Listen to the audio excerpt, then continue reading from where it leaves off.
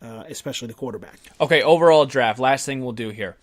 Give me a guy that you think is I don't like saying the word steal, but maybe a guy that fell that a team really got lucky on, and give me a guy that was a total reach pick. And you're probably going to say Daniel Jones. Try to give me a different one. If you can't, then just go off on Daniel Jones. But give me a sleeper that fell that is a very lucky a team got, and give me a guy that was a reach pick. I'll give you two guys from the same college team, and this is why one team consistently wins Super Bowls, and this is why another team continues to kind of spin their own wheels around their star quarterback.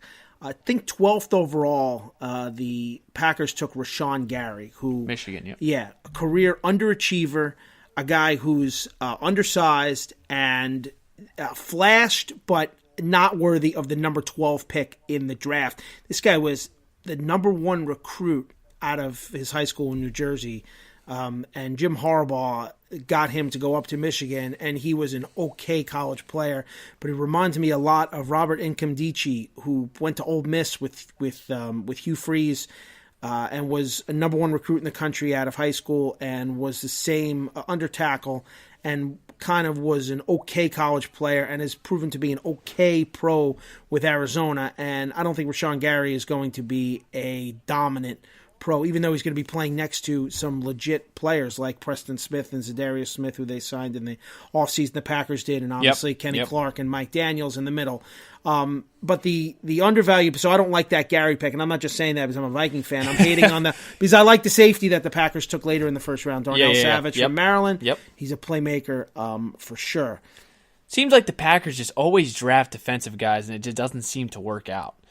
They've taken a lot of swings the last couple of years, so we'll see in the next couple of years if they do pan out. You got Josh Jackson from Iowa, Jair Alexander from Louisville, Kevin King from Washington, all defensive backs. They got rid of HaHa Clinton Dix. He didn't work out. He wanted to get paid. They said get lost. So Gary would be the overrated one, and then the underrated one on the same college team would be Chase Vinovich, who the Patriots. who the Patriots took at the end of the third round. So Hickman loves him. He is he's a warrior. He's a 3-year starter, 3-year captain, 2-year captain, and he's a force off the edge, and he's got a relentless motor, and he's going up to play for the best coach ever, or one of the best coaches ever in Belichick. Well, the best coach ever. And he's going to play under him, one of the best defensive coaches ever anyway, and watch him get double-digit sacks within the first couple of years. He's going to be a fan favorite up there. He's going to be the next Rob Ninkovich or Teddy Bruschi, totally see it. For sure. Yeah, Chase Vinovich with the long blonde hair. Watch out for him. So he's the most underrated, I think. Now you said Bill Belichick's the best coach ever, right? And as you are a Spurs fan, okay? I'm going to ask you really quickly, and we'll wrap it up. Who has the better career, Bill Belichick or Greg Popovich? It's tough to judge because of you're judging apples and oranges. But if you had to go on, when I go to my deathbed and somebody asks me who had the better career when it all wraps up, if they stop right now, I'll say Belichick slightly. Okay. But Pop's got 5 rings too, so I don't know. Close. It's very close. Very close. It's very, very close. All right, Robert. I appreciate you for stopping by, giving me some insight. Negative Dave, he's feisty, and he's up next. Minnesota has sure had its share of sports blunders. Number one is the Bopsy twins, Belvy and Levine. Because I think it's one guy. And I think the other guy that show you on pictures or in the media is just some bobo that he's just like the janitor or something. They just throw a suit on him. Nobody breaks them down quite like Steve and Dave. This year, when you signed Kirk Cousins, the question wasn't even close to being if this team makes the playoffs. The question was, you need to get home field because of what happened last year in Philly. Let's rave with Negative Dave. Take it away, fellas. All right, what's going on today? We've got a busy program for you guys. Negative Dave is back and better than ever. We've got a lot of questions to answer. I know we put out today some questions for you guys, and you guys did a really good job. We're going to get to them in just a bit here. But first of all, Dave, let's talk about the Vikings first in the draft tonight, and then we'll touch up on the Twins, and then we'll get to your questions. Dave, how are you today, by the way? I'm fine. 85 and sunny here today. Poor you. Time to be down in Arizona, and I can't wait for this draft to be over because the sports talk show down here. If I hear anything more about Kyler Murray, I'm going to just jump off a cliff. Now, to touch up on Kyler real quick, I don't want to toot my own horn, but in September, I said Kyler Murray is the best player in college football. No one said anything. And then by December, we're all talking about, he played baseball. I knew that the whole time. I don't want to act like a big shot, but I've watched every Oklahoma game. I knew Kyler Murray was the real deal. I didn't think he'd be number one, but it looks like that's what it's going to be. All right, Vikings have draft. Well, let me ask you a quick question. Yes. I lived on. Do you think that Arizona should take him after taking Josh Rosen last year? Yes, because Cliff Kingsbury recruited him. It's a perfect offense for Murray, and Kingsbury always had mobile quarterbacks in his offense. If Kingsbury was not the coach in Arizona, Kyler Murray would not be the number one pick, but that's not the case here. Yeah, they kind of tipped their hand there. So 100%. All right, Vikings got the number 18 pick in the draft. They actually have a first-round pick. Sam Bradford.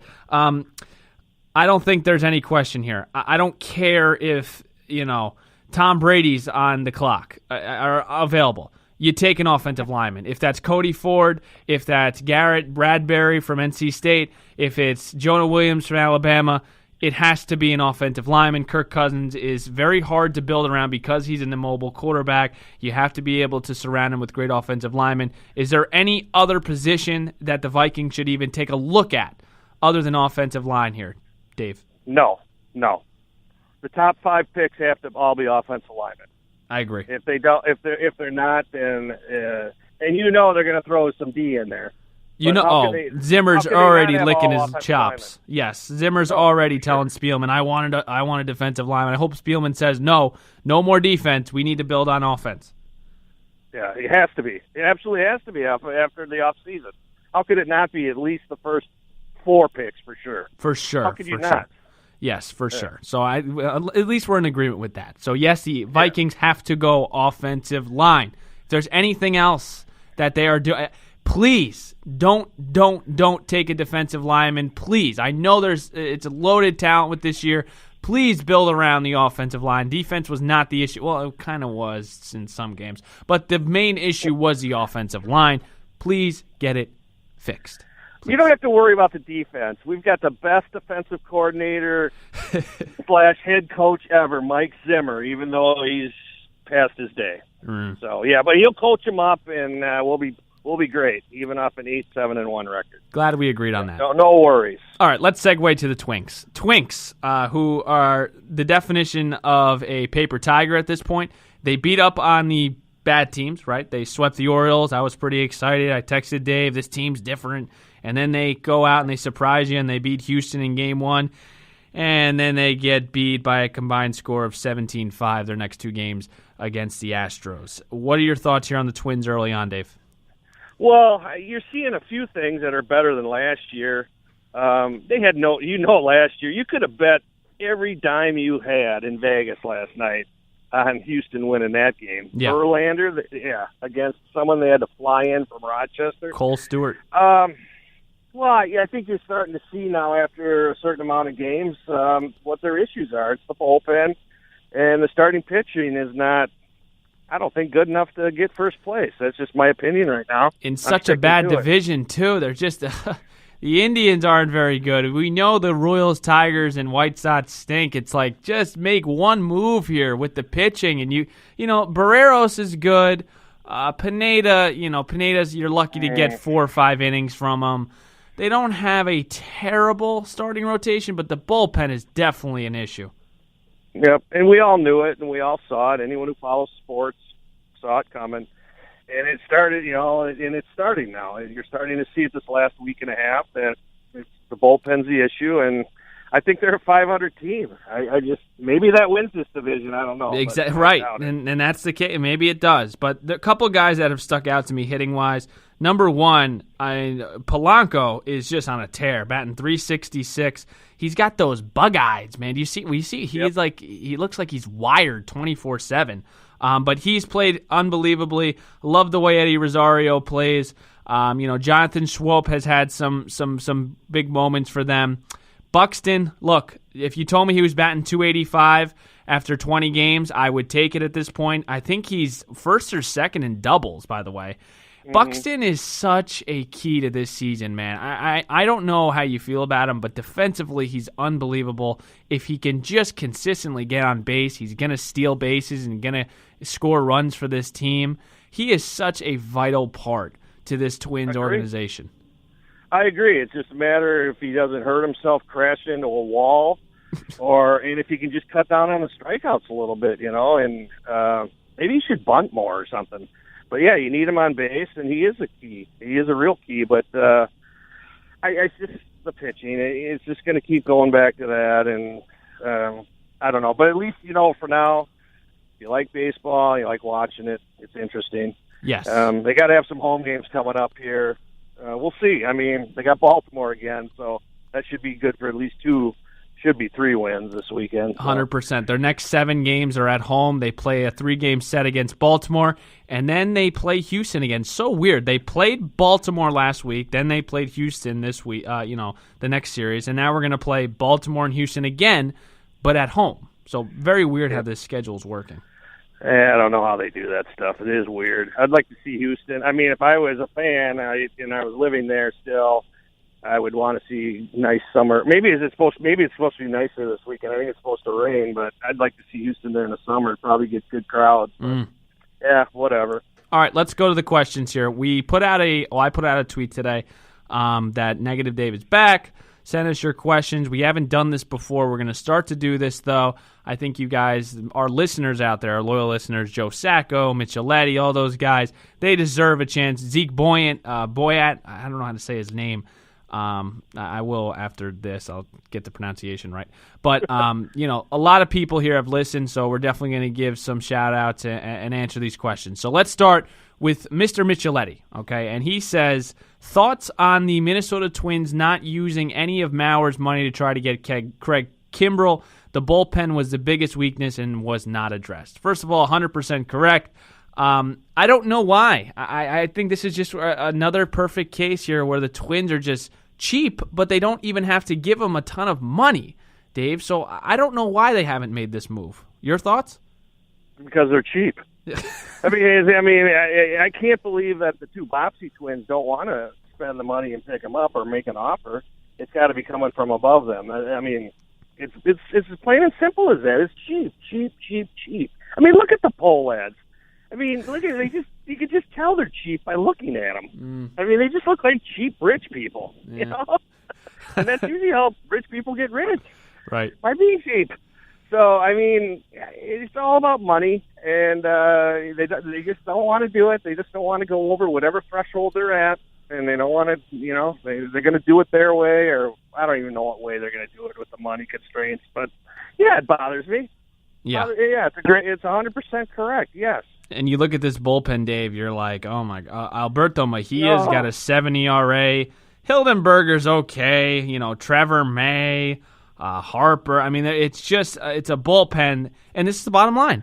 You need to have a solid bullpen to make the playoffs. And right now, the Twins don't. So it kind of baffles me why they really haven't gone after a guy like Craig Kimbrell, where he's affordable. Like, it's not like he's asking for a ton of money, guys. This is why it's frustrating as Twins fans, because it feels like, okay, like, we're not too far off. Do you agree with that, Dave? Like, it seems like we're trending in the right direction. Do you agree with that? Yeah, absolutely. And especially, like we've said just a few minutes ago, the division stinks. Right. Right now, it's ripe for the picking before Chicago is the one who's got some real good young players in the minors. And, yeah, this is their time right now, and they could have done it and gone for it, but they didn't. They're sitting back, and I still think Cleveland's better at this point. Yes, they could have done it this year, but no. So, it's frustrating. I mean, but it's nothing new. Pull the trigger. Pull the trigger, Poids. Don't go to games. Don't go spend money there. Right. That's what I would do. Watch it on TV. Listen to Bert. So we'll see we'll see what happens there. All right, Kevin Gorg. Yes, Kevin Gorg, FSN. Yes, FSN Kevin Gorg. I guess Dave, who just hammers this guy. I can't believe he Can't believe he I love actually the guy. responded. Dave is very close with him. I didn't know that.